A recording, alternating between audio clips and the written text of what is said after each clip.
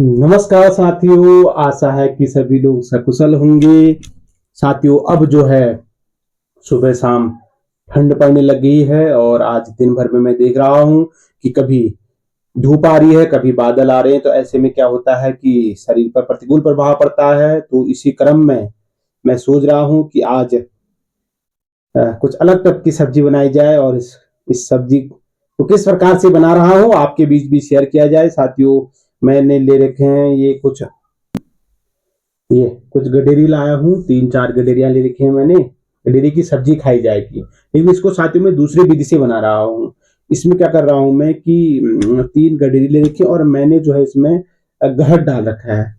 ठीक है, गहत थोड़ा गर्म होता है और मैं चाह रहा हूँ कि देख कैसा उसका स्वाद रहता है। और 2 टमाटर मैंने इसके लिए ले रखे हैं और लहसुन ले रखा है और लौंग ली है थोड़ा ना, क्योंकि इसकी तासीर थोड़ा ठंड रहती है।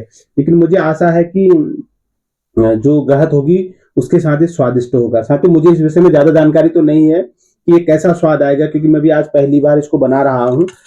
सामान्य गडेरी तो बहुत बार बनाई हुई सब्जी, लेकिन इसके साथ मैंने इसको कभी नहीं बनाया कि गहत डाल के ना, गहत भिगा के। तो आज मैं प्रयास कर रहा हूँ कि गहत गर्म होता है। गहत में बहुत लाया हूँ, आपको मैं दिखाता हूँ। अभी इसमें मैंने रख रखे हैं, तो ये खुले हैं, कल सुखाने धूप में। ये सब गहत है साथी, पहाड़ का प्योर गहत, एकदम 3.5-4 किलो है करीब ये। और प्योर गहत एकदम बढ़िया। इसका सूप पिया जाए तो ठंड के लिए रामबाण औषधि है ना। तो ये है। अब हम करते हैं, इसको छिल लेते हैं। ये मैं छिल्लर है, उसके साथ फटाफट इसे छिल लेता हूँ साफ करके। पानी मैंने गर्म करने के लिए रख दिया है और गर्म करके फिर क्या होगा कि इसको एक बार गर्म पानी से धो लूंगा, है ना। गहत भिगा दिया और बाकी इसका पेस्ट बनाकर फर्स्ट क्लास करके आज देखते हैं गहत और गडरी का जो है, गौ से गहत और गौ से गडरी दोनों गौ गौ गौ स्क्वायर में कैसा खाना बनाते हैं, है ना। ये हम लोग देख लेंगे साथियों थोड़ा सा। और आप लोग क्या मौसम कैसा हो रहा है मुझे जरूर बताइएगा, है ना। ये हल्का हल्का ऊपर से छिल लेते हैं इसको। ये चाकू बड़ा अच्छा होता है साथियों, इस तरह का चाकू ना छिलने के लिए बहुत शानदार, बहुत स्मूथली छिल लेता है इसको ये बढ़िया। लेकिन ऐसी चीज को छिलने से पहले हाथ में थोड़ा सा, वैसे कहते हैं कि कड़वा तेल लगा लेना चाहिए, पर इस चीज में तो ज्यादा दिक्कत नहीं आएगी जहां तक मुझे भरोसा है। पर उसमें आता है वो फिनालू ना, तो अरबी वगैरह वगैरह इनमें इनको छिलने से पहले कहते हैं कि जरूर हाथों में जो है थोड़ा सा क्या लगा लेना चाहिए, कड़वा तेल। तो इसकी और कोई विधि भी हो बनाने की, स्वादिष्ट बनाने की, तो प्लीज जरूर बताएं। क्योंकि मुझे लगता है कि सोशल मीडिया में अगर हम इस तरह से चीजों को शेयर करेंगे ना, तो लोगों को नॉलेज गेन होगी उससे, है ना। और मुझे बताओगे तो मुझे अगली बार मैं उस ढंग से भी बनाने का क्या करूंगा, प्रयास करूंगा, है ना साथियों। तो आज इसको फटाफट पहले क्या करते हैं, फटाफट छिलते हैं इसको। और पानी मैंने गर्म कर रखा है, गर्म करके रख दिया मतलब ना। उससे क्या होगा कि ये थोड़ा सा इसको गर्म पानी से इसको साफ सुथरा कर लेंगे। साथियों, मैं तो इसको कुकर में बना रहा हूँ। फिर कुकर पर इसको बनाना कढ़ाई में चाहिए ना, ये ऐसा करता हूँ पहले कुकर में थोड़ा सा पका लेता हूँ ना, उसके बाद फिर इसको करते हैं कुकर में इसको, फिर इसको पका लेंगे। इसको तड़का लगाया जाएगा लोहे की कढ़ाई में ना, तो इसमें स्वाद आएगा थोड़ा, है नहीं। और ना मतलब ये सुबह शाम की ठंड ना बहुत वैसी है भैया। आप लोग घूमने भी जाते हो साथियों, तो थोड़ा सा आप ध्यान रखो, क्योंकि कपड़े अपने पहन के फुलबाजी वाले ना। ये है, देखते कुछ अलग, क्योंकि मौसम में ना, हर मौसम में मौसम की सब्जी खानी चाहिए ना। जो जिस मौसम में हो रहा है उसको उस मौसम में नहीं खाएंगे, अभी मौसम की सब्जियां खाएंगे तो आनंद नहीं आएगा ना। चाहता हूँ कि मौसम वाली सब्जियां मौसम पर खाई जाए, है ना। और इसको बनाने की और कोई विधि भी है तो आप जरूर शेयर करना, है ना। घर तो खैर बहुत बढ़िया चीज है ना, जैसे सर्दी जुकाम के लिए बोलते हैं, पथरी के लिए बोला जाता है, घर तो बहुत बढ़िया चीज है ना। इसमें गरम गरम आप उसका सूप ले सको, बहुत फायदेमंद है। अब इसका देखते हैं साथियों कैसा रहता है ना। छिल गया है, अभी से छिला जरूर जाएगा, बहुत अच्छा रहता है छिलना ना। बहुत ज्यादा छिल जाएगा, हल्का हल्का लेना पड़ेगा। ये बस आनंद, क्यों में कुछ नहीं रखा, अपना प्रेम भाव से खाओ, सत्य बहुत आओ, बस यही बहुत है। कल गुरु नानक जयंती भी है, तो इस शुभ अवसर पर भी आप सभी मित्रों को नानक जयंती की बहुत बहुत बधाइयां हैं, अपनी शुभकामनाएं हैं। आज महामहिम हमारी राष्ट्रपति महोदया जो है ऑफिस से लेके शायद ना सुबह आई थी यहाँ पे में पहाड़ी।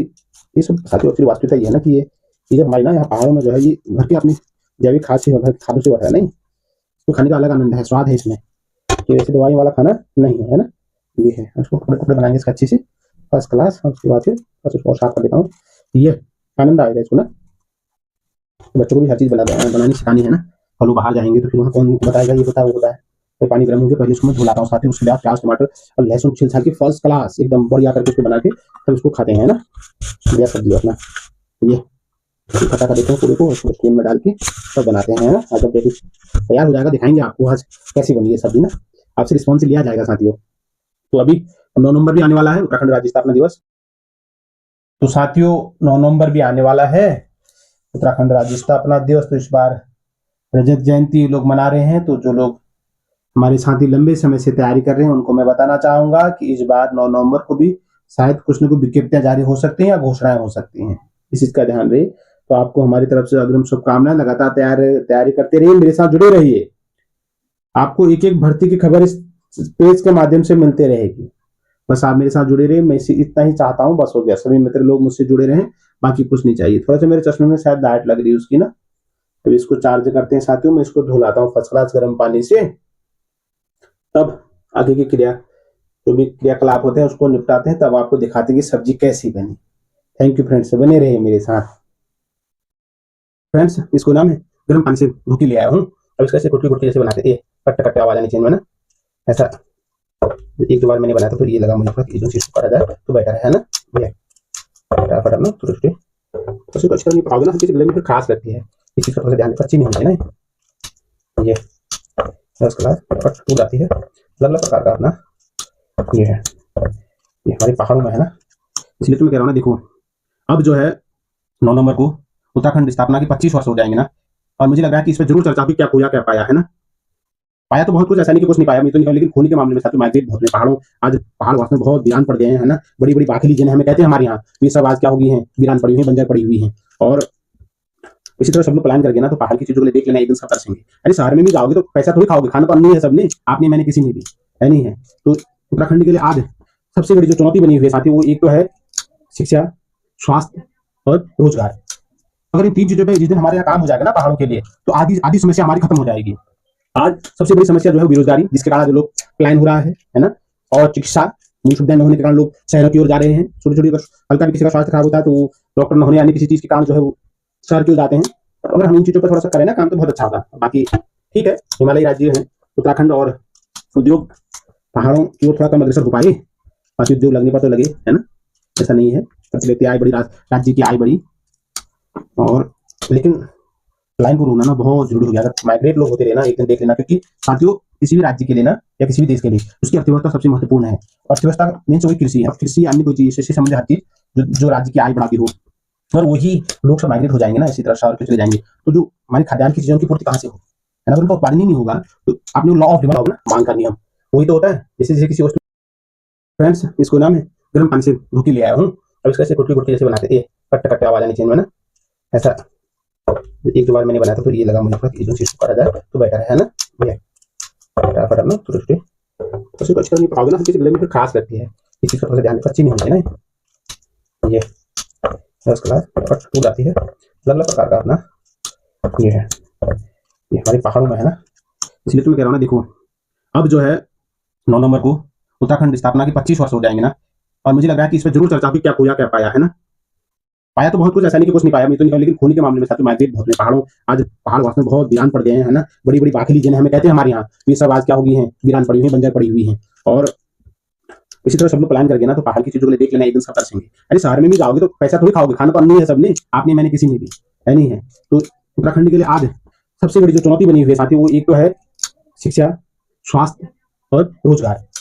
अगर इन 3 चीजों पे जिस दिन हमारे यहाँ काम हो जाएगा ना पहाड़ों के लिए, तो आधी आधी समस्या हमारी खत्म हो जाएगी। आज सबसे बड़ी समस्या जो है बेरोजगारी, जिसके कारण जो लोग प्लान हो रहा है ना। और चिकित्सा, सुविधा न होने के कारण लोग शहरों की ओर जा रहे हैं। छोटी छोटी हल्का भी किसी का स्वास्थ्य खराब होता है तो डॉक्टर न होने यानी किसी चीज के कारण जो है वो शहर की ओर जाते हैं। अगर हम इन चीजों पर थोड़ा सा करें ना काम तो बहुत अच्छा होगा। बाकी ठीक है, हिमालयी राज्य है उत्तराखंड, और उद्योग पहाड़ों की ओर थोड़ा कम अग्रसर हो पाए, बाकी उद्योग लगने पर तो लगे, है ना। ऐसा नहीं है, प्रति व्यक्ति आय बढ़ी, राज्य की आय बढ़ी। और लेकिन लाइन को रोना ना बहुत जरूरी हो गया। अगर माइग्रेट लोग होते रहे ना, एक दिन देख लेना, क्योंकि साथियों किसी भी राज्य के लिए ना या किसी भी देश के लिए उसकी अर्थव्यवस्था सबसे महत्वपूर्ण है। अर्थव्यवस्था मीन्स वही कृषि। अब कृषि अन्य कोई चीज से संबंधित हर चीज जो राज्य की आय बढ़ाती हो, और वही लोग सब माइग्रेट हो जाएंगे ना, इसी तरह शहर के चले जाएंगे। तो जो हमारी खाद्यान्न की चीजों की पूर्ति कहाँ से हो, है ना। अगर उनका उत्पादन ही नहीं होगा तो आपने लॉ ऑफ डिमांड ना, मांग का नियम वही तो होता है। जैसे जैसे किसी वस्तु की क्या होती है, मात्रा कम हो जाती है तो उसकी कीमत बढ़ जाती है ना।